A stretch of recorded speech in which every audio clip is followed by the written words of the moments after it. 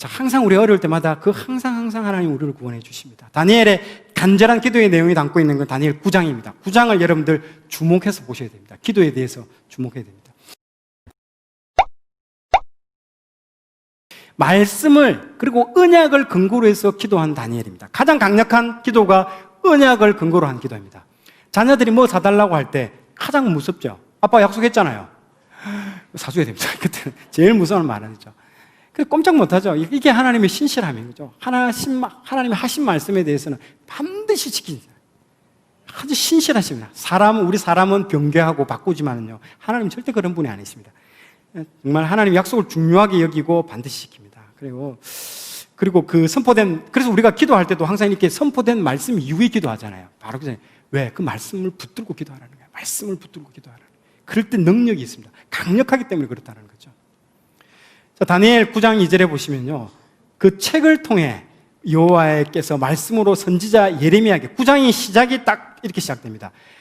어느 날 다니엘이 책을 딱 보는데 예레미야 책을 이 사람이 봅니다. 책을 보는데 29장 10절 말씀을 책을 봅니다. 바벨론에서 70년이 차면 너희를 이곳으로 돌아오게 하리라라고 딱 말씀합니다. 그런데 이때 다니엘이 한 85세 정도 됐습니다. 내가 잡혀올 때가 18살이니까 자축, 임무, 진사, 이렇게 대충 이렇게 날짜를 계산해 보니까 2년 이후에 이 날짜가 다가온다니 70년이라는 거죠. 지금으로부터 2년 이후가 70년이라는 것을 다니엘서 9장 2절을 통해서 알게 됐다는 거죠. 어떻게 알게 됐다? 예레미야 책을 보면서 알게 됐다. 2년 뒤에 그날이네. 해방되리네. 하나님 해방되네. 그러면 기뻐하는 날이잖아요. 그런데 다니엘은 기뻐하지 않고 금식을 선포합니다. 왜 금식을 할까요? 이 백성들을 보니까 여전히 포로 생활에 놓여져 있고 아직도 제도 회개하지 않고 돌아가봐야 예전에 예레미야 때의 그 모습 재판이다. 이제 이 사람이 그 민족의 죄를 품고 금식하면서 이제 기도하는 겁니다. 그래서 9장 3절을 보십시오. 내가 금식하며 베옷을 입고 죄를 덮어쓰고. 여러분, 금식, 베옷, 죄가요 상당히 중요한 의미입니다. 문화적으로도. 금식은 사람의 인체 구조는요, 외부로 음식물이 들어와서 살 수 있는 힘을 쓰는 구조입니다. 이걸 끊어버린다는 것은 죽겠다는 것과 마찬가지예요.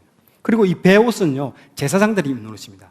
이 한여름에 삼베옷을 입잖아요. 베옷을. 이 왜 입습니까? 땀이 안 나는 옷이에요. 땀이 뭡니까?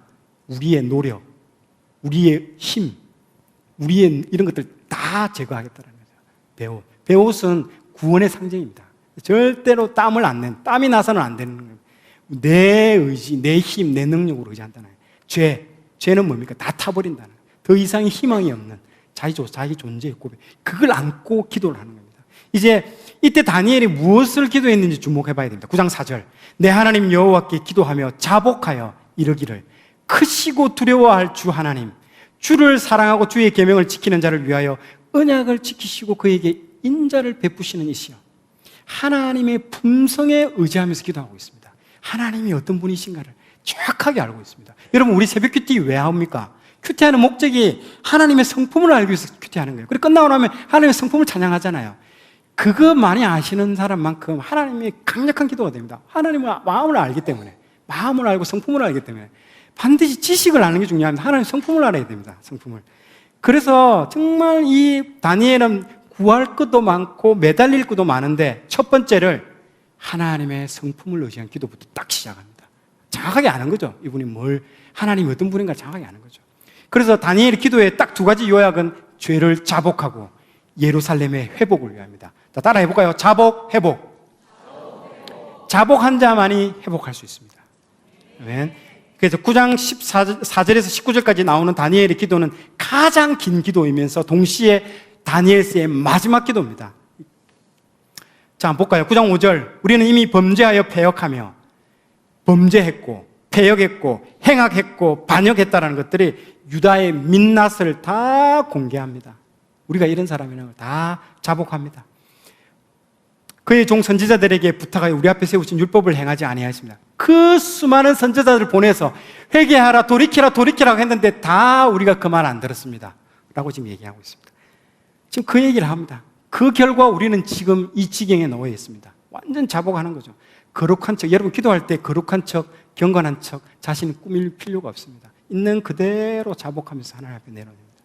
그런데 이상한 점은요, 모든 그 주어가 우리로 나옵니다. 솔직히 말해서요, 다니엘은 흠이 없는 사람입니다. 페르시아의 그 고관들이 아무리 찾아도 흠을 못 찾은 사람입니다. 그런데 다니엘은 자기 스스로를 공동체에 들어가서 함께 죄를 뒤집어 쓴 사람으로 우리라고 표현을 하고 있습니다. 그리고 이 민족의 죄를 다 자기가 안고 기도를 하는 것입니다. 그래서 우리라는 주어를 계속 강조 9장에 보십시오. 계속 나옵니다. 그래서 이것이 우리 다니엘 기도로부터 이 중보 기도거든요. 이 민족의 죄, 백성의 죄를 나의 죄로 이해하고 중보 기도로 드렸다는 거죠. 이게 상당히 우리가 배워야 할 중요한 다니엘 기도의 교훈인 것입니다. 16절 볼게요. 주여 구하옵나니 주는 주의 공의를, 성품이죠. 성품을 또하죠.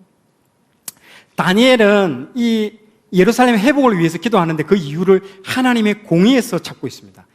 하나님, 우리가 착하게 살았으니까 이제 예루살렘 좀 회복시켜 주세요. 이게 아니라는 거죠.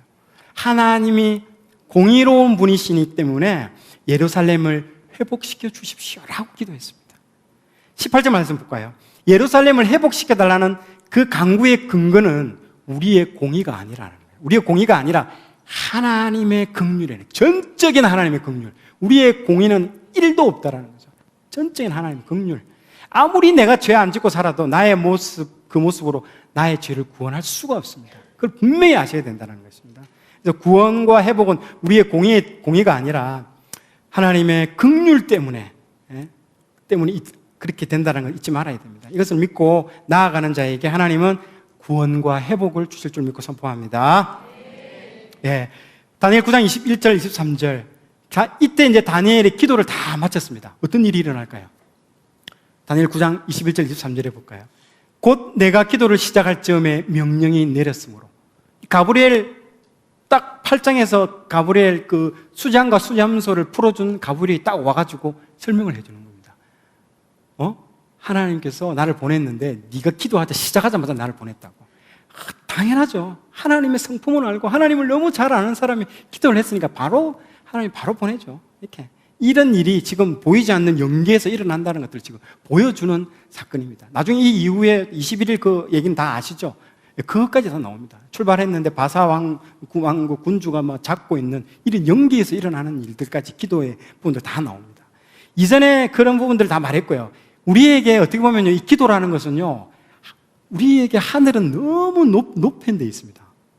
멀고 먼 부분들입니다.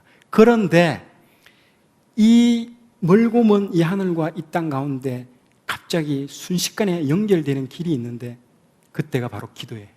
기도할 때가 이게 순식간에 연결되는 길입니다. 이게 우리가 하나님께 기도드리는 그 순간이 이미 하나님께서는 응답을 준비하고 계시다는 사실을 기억해야 됩니다. 예, 기도는 저 멀리 보이지 않는 누군가에게 막 의미 없이 외치는 울림이 아니라 내 곁에 하나님과 항상 함께 대화하는, 정답게 대화하며 하는 내 음성을 들어주시는 하나님을 기억하고 그렇게 해야 됩니다. 자, 마지막 다니엘의 70일입니다. 여러분들 이게 궁금한 사람도 많이 있을 거예요. 70일에 계산하고 이러면 수학 시간이고 조시는 분도 있고 은혜 딱 다 떨어져 버립니다. 그래서 안 합니다. 다니엘 70일에는 개인적으로 오시면 많은데 안 합니다. 다니엘은 자신의 민족과 하나님 성전을 위해서 민족의 죄를 대신 통회하고 금식 기도하는 중에 마지막에 하나님께서 70일의 계시를 딱 줍니다. 70일의 계시의 중요성은 그 종말의 시작과 끝이 어떤지 이런 거 중요한 게 아닙니다. 저 그리스도가 누군지 이런 거 중요한 게 아니고요.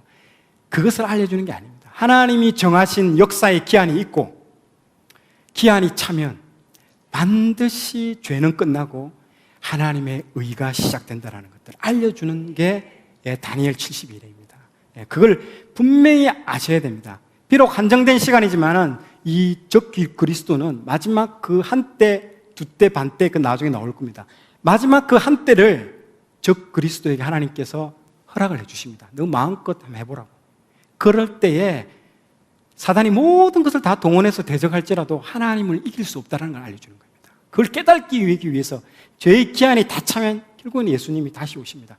그날이 되면 성도들은 완전히 자유의 몸이 되어서 이제 영원한 나라로 포로 귀환이 이루어질 줄 믿고 선포합니다. 마라나타 주 예수여 어서 오시옵소서. 아멘. 자, 결론입니다. 역사의 주관 되신 하나님, 하나님의 세계관을 알아야 되고요. 하나님의 역사관, 오늘을 살아가는 우리의 가치관, 다니엘서 전체를 오늘 다 봤습니다. 과연 하나님께서 세상의 역사를 다 주관하고 계신다는 사실을 느끼십니까? 예, 바로 이것이 다니엘서가 우리에게 말하고자 하는 것입니다. 양, 염소 이런 거 다 몰라도 됩니다. 여러분들 가다가 다 까먹어도 돼요. 한 가지 알아야 되는 것은 하나님께서 이 모든 세상의 역사를 이끌고 계시고 그분의 백성은 큰 고난과 환난 가운데 있을지라도 결국 하나님을 통해서 놀라운 구원을 경험하게 될 것이라는 것을 요거 한 가지만 여러분 기억하고 돌아가시면 됩니다. 아멘. 네. 그 삶이 그 한 가지 사실이 지워지지 않는 삶의 원칙으로 있기를 정말 간절히 바랍니다. 아멘. 두 번째입니다. 두 번째는 다니엘 기도입니다. 말씀을 근거로 기도하고 하나님 품성을 근거로 기도하십시오. 그리고 백성의 죄를 내 죄로 여기고 예수님이 어떻게 했습니까? 모든 세상 모든 죄를 다 뒤집어 쓰고 십자가에 달려 돌아가시잖아요. 이 다니엘의 기도가 민족과 나라의 모든 죄를 뒤집어 쓰고 중보기도 했잖아요. 자복과 회복을 위한 기도.